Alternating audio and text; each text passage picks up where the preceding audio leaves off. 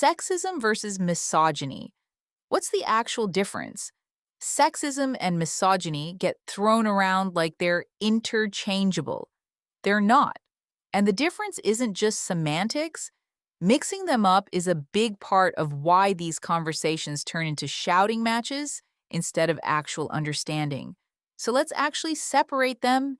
Even dictionaries blur these two together, but philosophers and psychologists who actually study this draw a pretty sharp line.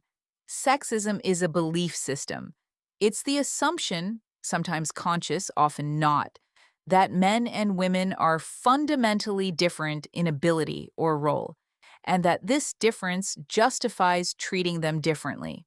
Women are naturally more nurturing, so they should be the ones to stay home.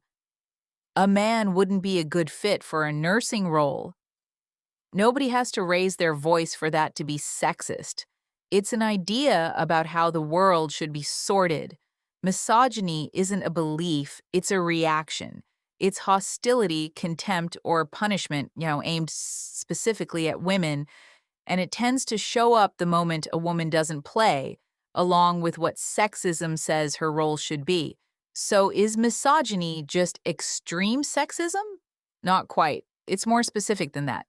Philosopher Kate Mann has a framing for this that's genuinely useful. Sexism is the ideology that justifies the hierarchy. Misogyny is what enforces it. Sexism writes the rules about what women are supposed to be. Misogyny is what happens to a woman who breaks a rule she didn't even know she was playing by. What does that actually look like?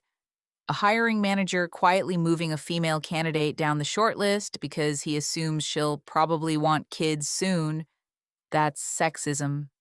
No hostility, just a biased assumption baked into a decision.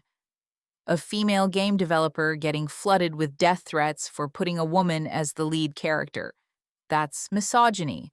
It's not an idea about women, it's a punishment aimed at one for stepping into a space. A tired joke about women being bad drivers is sexist. An organized pile-on against one specific woman for speaking up in a meeting is misogynistic. Same underlying hierarchy, very different mechanism. Doesn't this mean everything gets called misogyny now? That's a fair pushback, and it's worth taking seriously. Because when a word gets stretched to cover everything, it stops meaning anything. Not every breakup is misogyny. Not every disagreement with a woman is misogyny.